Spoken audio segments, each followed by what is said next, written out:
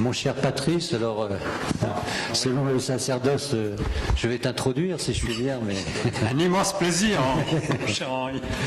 En faisant une petite parenthèse, puisque il y a bien longtemps, à une époque, madame l'académicienne et messieurs les académiciens, à l'époque, vous n'étiez pas nés, j'ai eu Patrice Mertel, qui est chef de service, donc du service de chirurgie orthopédique et traumatologique au CHU d'Amiens, comme étudiant, autant que je me souvienne. C'était pour les prémices et les prolégonèmes du DU d'arthroscopie, qu'on avait organisé d'ailleurs avec Vincent Changé. C'était le premier DU, avec des séances annoncées. Voilà, 88. Donc la plupart d'entre vous, vous n'étiez pas nés, bien sûr, en 88. Évidemment. Écoute, on va revenir à des choses plus sérieuses. Prise en charge de l'arthrose fémoro-patellaire. Donc vous voyez que l'articulation fémoro-patellaire, finalement, a de nombreuses facettes, et maintenant on va rentrer dans l'arthrose. Quel plaisir, et je te laisse la parole, mon cher Patrice. Mes chers confrères, excusez la faute d'orthographe, qui prouve bien que c'est un sujet difficile que m'a confié mon ami Franck Rémy. Et si je reprends l'image de notre président, cette gourgandine du genou, lorsqu'elle vieillit, eh bien, elle s'use. Et on aborde un sujet extrêmement difficile, c'est l'arthrose fémoro-patellaire, qui pose le problème de sa réalité, est-ce que c'est une vraie pathologie, et puis le problème de son traitement, qui demeure extrêmement controversé. Qu'est-ce que l'arthrose fémoro-patellaire? Sa définition classique de l'arthrose, que vous connaissez, c'est une usure en miroir de deux surfaces articulaires. Donc l'usure de la trochlée et en regard l'usure de la rotule. Cette usure, elle peut être diffuse, mais elle est souvent latéralisée sur la versant externe, avec l'évolution des facteurs anatomiques que Vincent et Gilles ont décrit. C'est l'évolution de ces instabilités répétées. Cette usure, elle peut être centrale.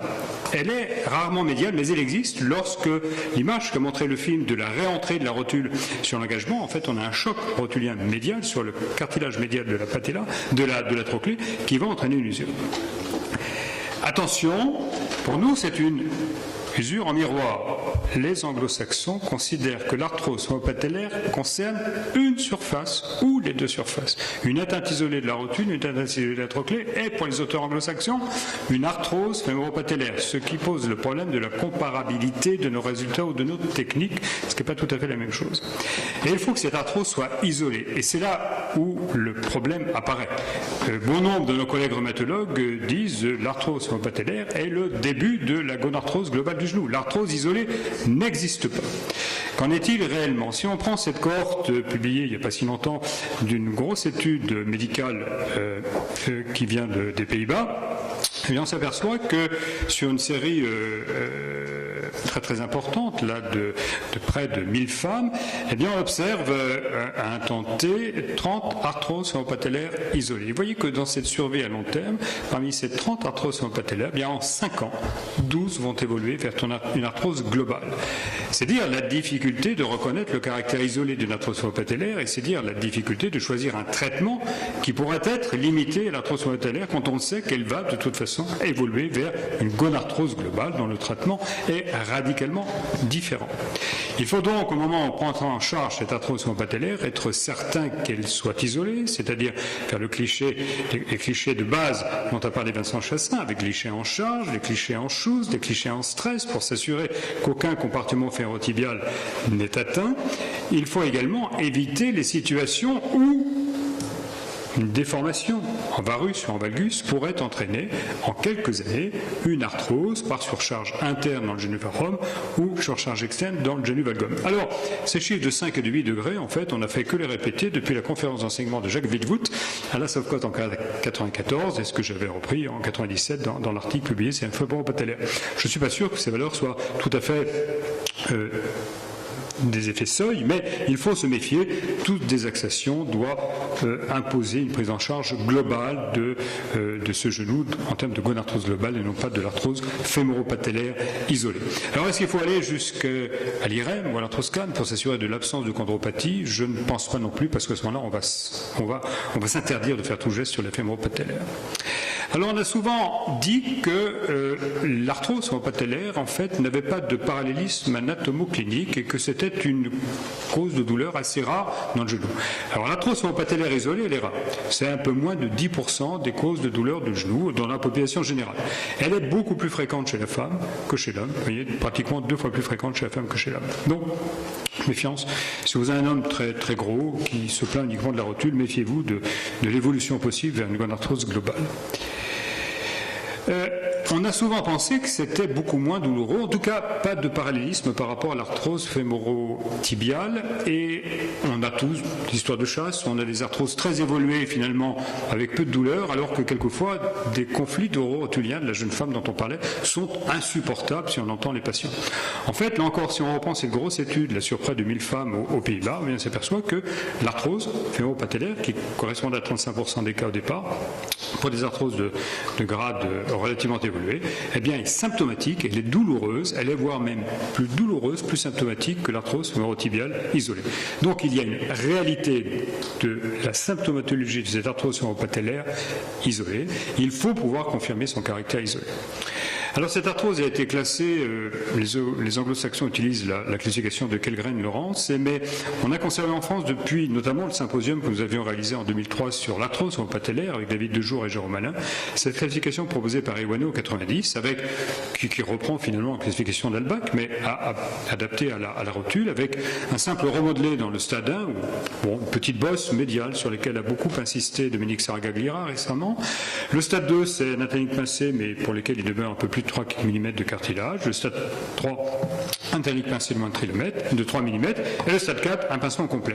Vous apercevez qu'en dehors de toute malposition de la rotule, en dehors de toute subluxation, sur des effets de latéralisation de la TTA, sur des effets d'antécédent de luxation, la disparition du cartilage fémoro-patellaire latéral entraîne de facto une latéralisation de la rotule qui va ensuite, en dehors d'antécédents d'instabilité, va progressivement glisser le long du condyle latéral et va finalement se trouver en position de subluxation. Alors, l'école lilloise, au cours de ce symposium et sous l'impulsion de François Goujon, nous avait montré que cette arthrose fémoro-patellaire, elle évolue, contrairement à l'arthrose fémoro-tibiale, extrêmement lentement. Et qu'il faut près de 20 ans pour passer d'un stade 1 à un stade 4. C'est-à-dire qu'il faut être extrêmement prudent dans les indications chirurgicales qu'on va proposer et donner le temps au temps et proposant probablement des traitements médicaux pour les stades intermédiaires. Et vous voyez, c'est d'autant plus intéressant que les stades précoces sont découverts assez tôt, 45 ans, on n'a pas très envie d'opérer le patient, que par contre sur les stades évolués, le stade 4, on est au-delà de la soixantaine, et qu'on peut peut-être davantage proposer un traitement chirurgical. Alors dans ce symposium, en 2003, dont le résultat avait été publié en 2004, en fait, on avait une série tout à fait intéressante. On avait essayé de démembrer les causes primaires et puis les causes secondaires, ce qui n'était pas tout à fait clair sans doute, mais si on avait 55% d'arthrose essentielle, en réalité, lorsqu'on fouillait bien, on avait dans tous les cas une dysplasie de la trochlée, c'est-à-dire 78% de ces arthroses patellaires ont des dysplasies de la trochlée. Alors c'est souvent difficile sur les stades 4, des arthroses très évoluées, parce que un ostéophyte au-dessus de la rotule, un ostéophyte au-dessus de la trochlée, va être pris pour un éperon dont on vous a parlé, sus-trochléen. Donc très difficile de faire la part des choses. Mais en tout cas, ce qui était très net dans ces résultats, c'est que les dysplasies de la trochlée, surtout donc les types B et les types D, qui étaient retrouvés en nombre important, avaient une corrélation très significative avec la survenue d'arthrose de stade 4 d'Iwano. Qu'est-ce qu'on peut faire sur une arthrose fémoro-patellaire? Beaucoup conviendraient que ce patient porteur d'une arthrose qui, là, est isolée, va être quand même très gêné avec toute l'accord de symptomatologie, notamment à la position assise et à la montée des descente l'escalier. Traitement médical peut être proposé dans les stades précoces. Les gestes cartilagineux seraient intéressants. Ils sont surtout utilisés, je vois Claude hocher la tête, mais par nos collègues, je veux vous en parler parce que c'est quand même une voie intéressante, par nos collègues américains, ce d'autant qu'ils sont dans une définition avec une seule surface atteinte et non pas les surfaces en miroir. Les interventions décompressives, le release du rétiniculum latéral, on n'est plus sur le médial, les osteotomies de la tuberosité tibiale, dont Roger vous a déjà parlé, la patélectomie verticale externe ou fasciectomie, la patélectomie totale qu'on a appris il y a fort longtemps, et puis ensuite bien sûr les arthroplasties de genoux, qu'elles soient partielles ou totales. En traitement médical, on revient un petit peu sur ce que vous a présenté Roger Badès, c'est la rééducation, c'est surtout l'étirement caricipital. On trouve toujours chez ces patients une brévité caricipitale lorsqu'on les met sur le ventre, qu'on fléchit le genou, on a une distance talon-cuisse qui est quand même très très important, et le fait d'étirer le quadriceps va diminuer les pressions au niveau de la rotule. Il y a des gestes de mobilisation rotulienne, ça passe un peu de temps, il ne faut certainement pas que ces patients bénéficient de 50 séances de rééducation par an, quelques séances, et surtout l'acquisition d'une auto-rééducation. Les injections, en particulier très à la mode à l'heure actuelle, beaucoup de publications en Chine sur les injections de PRP, plasma riche en plaquettes, Peut-être. Alors c'est dans les tendinites, c'est dans les arthroses. Les Chinois font beaucoup sur les arthroses de genoux, de PRP. Résultat très discutable. Et puis la viscosupplémentation, finalement, peut apporter une amélioration avec ces injections en mono ou en 3 injections. Il y a quand même peu de réalités cliniques publiées sur la viscosupplémentation. C'est la raison, vous n'ignorez pas que ces viscosupplémentations ont été déremboursées. Finalement, elles sont peut-être un peu plus efficaces depuis que les patients doivent payer le produit et ça marche un petit peu mieux. Dans la littérature, on trouve surtout des viscosupplémentations associées à d'autres gestes, notamment cette étude publiée en 2016 qui associe la viscosupplémentation à un release du rétinaculum latéral sur des patients plutôt jeunes de la quarantaine avec une amélioration notable de la symptomatologie clinique. Alors, les gestes cartilagineux, il y a les chondroplasties. Alors, Claude, tu hochais la tête, mais nous avons appris il y a bien longtemps, en tout cas mon internat, Vincent a dû en faire, on avait les perforations de Brady. On disait que perforer à la mèche un os sous-chondral allait permettre de faire saigner, de créer une espèce de fibrocartilage. On pouvait faire des perforations à la fois sur la trochlée et sur la rotule. Ça a été plus ou moins abandonné. Il y a encore quelques publications. Vous voyez, cette étude chinoise, quand même, publiée dans NI en 2011, avec plus de 200 genoux, avec des patients d'âge moyen de 70 ans, et une nette amélioration de la symptomatologie fonctionnelle et de façon extraordinaire, quand même une amélioration du stade radiologique d'arthrose et peut-être que le fibrocartilage repousse. Il faut dire qu'en France, on a quasiment complètement abandonné ces perforations de Brady, mais peut-être à tort, c'était un geste simple. Dans la chondroplastie, alors, les résultats par arthrotomie anciens, dans les années 70-80, donnaient des résultats variables en fonction des auteurs, et puis l'arthroscopie a mis à nouveau cette chondroplastie à la mode avec le shaving. Voilà, on pouvait peler un petit peu.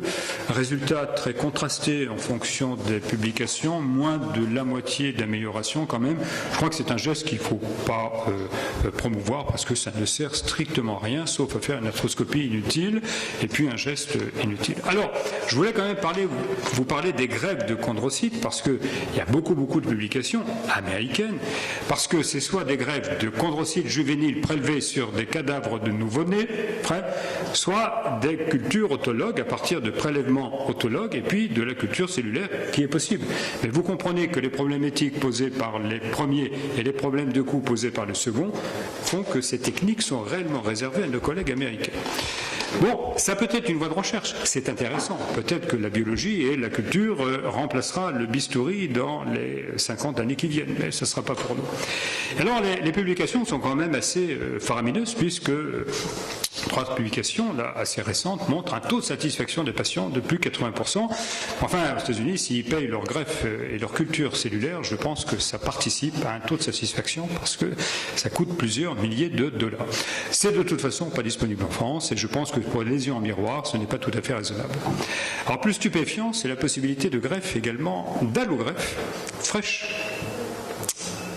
Hétérologue. Alors, cet article du Clinicon insiste bien sur le fait que ça ne peut pas quand même être une greffe congelée, puisque la congélation va altérer les propriétés des chondrocytes, donc ce sont des allogreffes fraîches. Là encore, technique, tu en conviendras, Henri, d'un point de vue médico-légal, possible quand même presque qu'aux États-Unis. Mais des papiers impressionnants où la surface rotulienne, la surface trochléenne sont quand même remplacées avec dans cette série, très courte, je reconnais, 14 allogreffes, déjà anciens, et bien sûr, près d'une moitié d'échecs. Mais 3 de ces échecs sont survenus après 10 ans.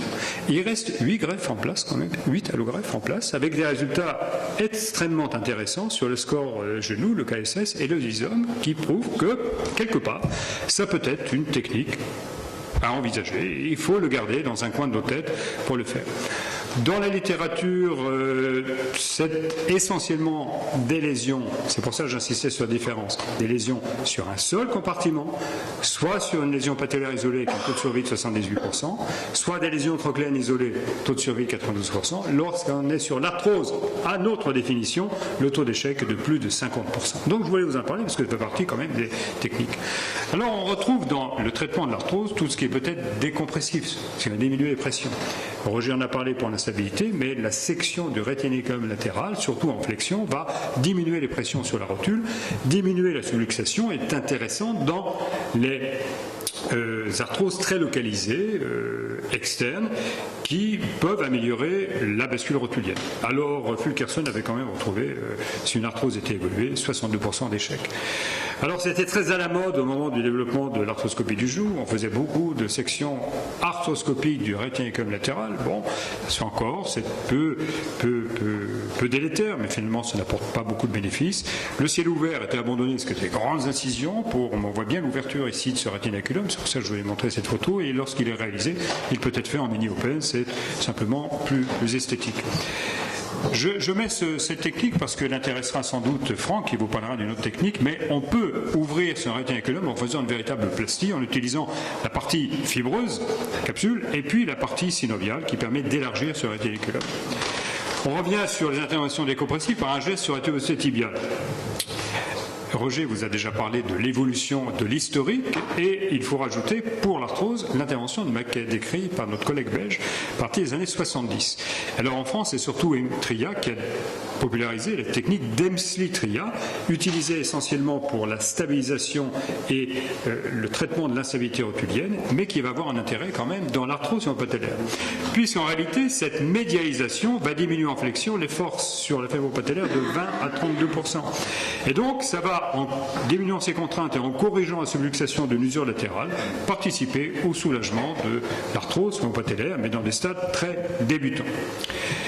Cette technique de Fulkerson, qui emportait pratiquement toute la partie antérolatérale de la TTA et qui permettait donc une médialisation avancement, a un mérite, c'est qu'elle insiste sur la réalisation de l'osteotomie de la tuberosité tibiale de type Maquet. Si on fait de type Emslie-Tria, si on fait sur les genoux, enfin les jambes en position indifférente ou surtout en rotation externe, eh bien on va couper la TTA et lorsqu'on va la translater en dedans, elle va reculer.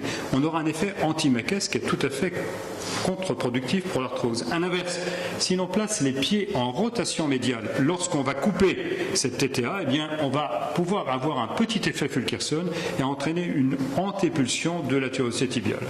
Cette osteotomie d'Emslie-Tria donne de bons résultats, assez bons quand même, vous voyez, dans 2/3 des cas, avec un bon retour au sport, sauf si les lésions sont centrales ou sauf si la lésion est diffuse. Donc elle doit être réservée, bien évidemment, aux arthroses latéralisées sur une rotule modérément subluxée. La bonne intervention, qui a été longtemps utilisée, c'est Maquet. Parce que cette intervention de Maquet, c'est une tuberosité tibiale osteotomisée avec interposition d'un greffon. Et Maquet recommandait une antépulsion de 15 à 20 mm. Alors là, ça diminue les forces en flexion de près de 80%. Ça, c'est excellent. Mais ça gêne beaucoup les patients quand même. Ça crée un handicap fonctionnel insupportable et surtout, il y a des risques cutanés qui sont indéniables. Alors, ça a complètement été abandonné. Dans le symposium de la Sofcote en 2003, les Strasbourgeois ne faisaient encore que des Maquets dont ils étaient très satisfaits. On a abandonné. Il y a des publications, regardez celle-ci de 2012, qui montrent quand même encore 50 cas de Maquet avec une antépulsion sévère, sans beaucoup de complications, une amélioration du score de douleur de plus de 90% et 77% de bons et d'excellents résultats. Mais en fait, on a abandonné en raison du risque de nécrose cutanée. Cette antépulsion de 15 à 20 mm crée une tension sur la peau qui s'accompagne d'un taux de complications cutanées inacceptable, donc il faut abandonner.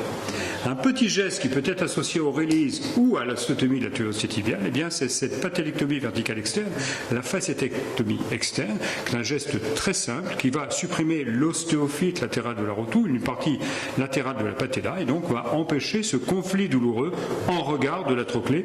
C'est extrêmement efficace sur finalement la douleur latérale. Alors ça améliore très nettement les douleurs dans les stades 3, sans doute pas dans les stades 4. Il faut faire attention, je vous mets cet exemple, il faut rester raisonnable dans la facétectomie, il ne faut pas emporter un tiers de la surface parce que ça peut compromettre le stock osseux pour une prothèse ultérieure et la prothèse rotulienne dans ce cadre-là sera peut-être un petit peu plus difficile. Comment ne pas parler de la patellectomie? Je commence à vieillir, Henri, et donc j'ai connu quand même des patellectomies. Et ça a été pendant un temps le traitement de l'arthrose fémoro-patellaire. La patellectomie totale, c'était sûr, c'était simple, c'était définitif. Pas beaucoup de complications, mais des résultats modestes et surtout une perte de force sur le quadriceps dont se plaignaient beaucoup les patients. C'est donc un geste qui a complètement disparu de notre arsenal. Et à terme, il reste pour les formes les plus évoluées les arthroplasties avec deux options. Soit l'arthroplastie fémoro-patellaire dont va vous parler Franck Rémy, soit l'arthroplastie totale qui peut paraître excessive, mais si on se place sur un genou qui peut se dégrader avec une arthrose qui peut devenir globale, c'est peut-être une option. Certains orthopédistes ne mettent jamais de prothèse fémoro-patellaire. Lorsqu'on cerne réellement les indications d'arthrose isolée, moi qui une affection notable pour la prothèse fémoro-patellaire, j'en mets moins de 10 par an. C'est très très peu par rapport au nombre de prothèses totales de genoux. Donc il y a également une indication aux prothèses totales de genoux dans l'arthrose fémoro-patellaire, en particulier si on a une désaxation en valgus ou en varus, un patient plus âgé. J'essaie de vous faire un petit algorithme de traitement. La difficulté lorsqu'on veut séparer le sujet jeune du sujet âgé, c'est que progressivement on recule la barre. Alors là je vous l'ai mis à 60 ans, mais peut-être que je la mettrai plus tard un peu plus élevé. Mais voilà, je crois qu'il faut privilégier tous les gestes conservateurs pour les patients de moins 60 ans, avec essentiellement la patellectomie verticale externe associée à un geste sur la tuberose tibiale. Puis pour les patients plus âgés, eh bien c'est la place sélective de la prothèse fémoro-patellaire la prothèse totale. Le traitement médical, quand même, doit être privilégié dans les stades 1 et peut-être les stades 2. On peut encore gagner du temps. Il ne faut pas se précipiter sur ces patients. Merci de votre attention. Donc, depuis tout à l'heure, on a suivi le fil rouge de la luxation fémoro-patellaire de la jeune fille de 16 ans jusqu'à l'apparition de l'arthrose, souvent avant 60 ans, puisque les stades sévères 3 et 4 sont avant 60 ans. Et Patrice vient nous faire la description de tout ce qu'on pouvait proposer aux patients. Patrice, est-ce que quand tu vois une arthrose fémoro-patellaire évoluer, est-ce que tu dis aux patients, eh bien, votre genou ne va pas, il faut vous opérer, ou est-ce que tu tiens le discours de dire la symptomatologie de l'arthrose fémoro-patellaire peut être intermittente et on va prendre le temps de l'opérer? Ça dépend de la plainte. Alors, je vous ai montré une publication qui affirmait le fait qu'il n'y a pas de parallélisme anatomoclinique. On est quand même surpris de temps en temps. Moi, je me rappelle, mais je n'ai pas fait de photo, c'est dommage, mais je me rappelle avoir opéré un marathonien de 50 ou 55 ans qui avait une arthrose fémoro-patellaire de stade 4 et qui, fort justement, avait été opéré ailleurs d'un premier côté par une simple patellectomie verticale externe et qui venait de me demander la même chose pour l'autre côté. Je lui ai fait une patellectomie verticale externe et il a repris le marathon. Et puis dans le temps, mais donc il avait une gêne très limitée avec des images qu'on peut traiter simplement. Après, on a des patients qui sont quand même très très très handicapés avec un stade 3 pour lequel il faut une réponse. Et là, je pense qu'il faut aller vers une approche chirurgicale. Alors, la question, c'est réellement... Est-ce qu'on est dans une situation où on pense que l'arthrose va rester isolée ou est-ce qu'il y a des éléments qui font que l'arthrose peut être globalisée? Dans le caractère isolé, j'ai oublié de vous parler quand même d'une maladie, la chondrocalcinose. Attention, parce que alors là, la chondrocalcinose, bien évidemment, ça va être une arthrose globale. Donc dès que vous avez même la chondrocalcinose, dès que vous avez une méniscocalcose, des calcifications méniscales, vous avez un doute, on ne peut pas se concentrer sur la fémoro-patellaire. Il faut prendre en charge le genou global. Mais j'ai tendance, si la demande est importante, à proposer d'emblée un geste chirurgical. Oui. Y a-t-il des questions ou des interventions? Vincent, oui. On donne un micro, s'il vous plaît, à Vincent. Merci, monsieur le secrétaire général. Est-ce que cette crainte légitime de la globalisation de l'arthrose ne souffre pas des exceptions? C'est-à-dire qu'est-ce qu'on ne peut pas prendre la décision d'une arthrose fémoro-patellaire qui est quand même tellement un geste moins agressif, oui, et qui ne coupe absolument aucun pont à une prothèse totale, en disant peut-être que ça va vous durer peu d'années, mais ça ne détruit rien. Je suis entièrement d'accord avec toi. On peut d'ailleurs reprendre, même si on va jusqu'à la prothèse fémoro-patellaire, on peut reprendre une prothèse fémoro-patellaire par une prothèse totale sans beaucoup d'ennui, avec quelques prudences. C'est quel que soit le modèle de prothèse qu'on utilise, à moins qu'il y ait une usure importante du bouton rotulien, ne pas retoucher à la rotule et garder le bouton rotulien de la prothèse fémoro-patellaire. 2, ça dépendra de la voie d'abord de la prothèse fémoro-patellaire. Si on a fait une prothèse fémoro-patellaire, Franck en parlera, sur une rotule très subluxée et qu'on est obligé de faire une voie d'abord latérale, il faudra reprendre la voie d'abord latérale pour la prothèse totale, pour ne pas dévasculariser la rotule. Et c'est ce qu'on avait montré dans le symposium avec Delimuten. Ça, c'était assez clair. À l'inverse, si on a fait une prothèse fémoro-patellaire par voie médiale sur une rotule parfaitement centrée, on la reprend. Mais je suis d'accord avec toi. On n'a pas Voilà, je crois qu'il faut être prudent par honnêteté pour le patient, mais on ne coupe pas les ponts à condition d'être prudent. Alors c'est pour ça que j'aimais bien les prothèses de resurfaçage dans la fémoro-patellaire qui ont disparu parce que réellement on avait une recoupe, on a l'impression qu'on n'avait rien fait. La prothèse à coupe, les seules prothèses qui nous restent qui sont des prothèses à coupe, dont va parler Franck, font qu'on fait déjà une première coupe trocléenne qui va influer un petit peu la coupe trocléenne de la prothèse totale ultérieure. Mais, je rebondis sur ce que tu viens de dire. Tu viens de dire effectivement que, en fait, on ne se coupait absolument pas les ponts. D'une certaine manière, si, parce que cette articulation fémoro-patellaire, je parlais de gourgandine, elle a été opérée. Si tu l'opères, elle n'est plus vierge. Et que va-t-il se passer ensuite dans la reprise? Ça peut poser aussi des problèmes. Je m'excuse de me placer sur un plan philosophique vis-à-vis de cette articulation fémoro-patellaire. Même légal, parce que sur le plan... Voilà, même me dit que toi tu es expert. Voilà. C'est un petit peu plus important. Non, mais c'est anecdotique. C'est vrai que les gestes sont relativement minimes. Enfin, moi, je suis très content d'avoir entendu que l'arthroscopie ne servait pratiquement à rien, ce qui a été démontré par des publications scientifiques, d'ailleurs en double aveugle. Combien d'arthroscopies a-t-on fait? Enfin, moi aussi, hein, coupable, je plaide coupable. Mais voilà, Claude, excuse-moi, tu as demandé la parole. J'ai été beaucoup plus poli quand même devant le président, mais c'est pas. Oui. Claude Vielpo. Un peu dans le même sens que Vincent Chassin. Tu disais tout à l'heure que tu fais un peu moins de 10 prothèses fémoro-patellaires isolées. C'est vrai, ça existe, hein, l'arthrose fémoro-patellaire isolée. Alors maintenant, à l'inverse, combien fais-tu de prothèses totales pour des arthroses fémoro-patellaires sans autre signe ailleurs? Sans autre signe ailleurs, oui. Non, sans autre signe ailleurs, non. C'est-à-dire que, je veux dire que des arthroses réellement isolées, pour lesquelles je retiens une indication de prothèse fémoro-patellaire, 10 voire moins de 10. Par contre, il y a bon nombre d'arthroses de genoux à prédominance fémoro-patellaire, avec des atteintes mineures du compartiment fémoro-tibial. Tu vois, on est sur un stade 4 sur la rotule, mais finalement, on est sur un stade d'Albach 2 sur un des autres compartiments. Et cela, moi, je bascule en total. Alors j'ai fait, mais pour une discussion, il m'est arrivé de faire, la série était courte, il m'est arrivé de faire sur des arthroses fémoro-patellaires avec une désaxation en varus, osteotomie plus prothèse fémoro-patellaire. Oui. Mais bon, voilà. C'est logique sur le plan géométrique.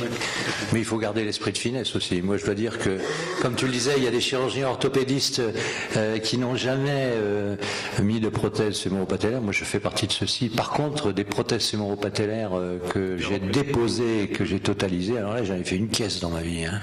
Mais enfin bon, c'est pour alimenter. Mais c'est comme toute chose. Il faut être raisonnable. Et jusqu'à présent, je n'ai entendu que des communication tout à fait raisonnable sur un sujet excessivement difficile. Je me tourne vers Claude, qui est quand même un grand spécialiste. L'école caennaise était quand même parfaitement connue, en particulier en matière d'arthroscopie, etc., pour montrer que, enfin, je veux dire, dans la myriade des indications, il y a eu un recul. Enfin, après un certain temps de travail, il y a une chose qu'il faut sûrement pas faire, surtout pas faire, c'est d'attaquer le cartilage des rotules douloureuses. Quand j'entends des greffes de cartilage sur des chondropathies finalement, isolées de la rotule, moi je trouve que c'est scandaleux. En tout cas, c'est la route vers l'échec majeur.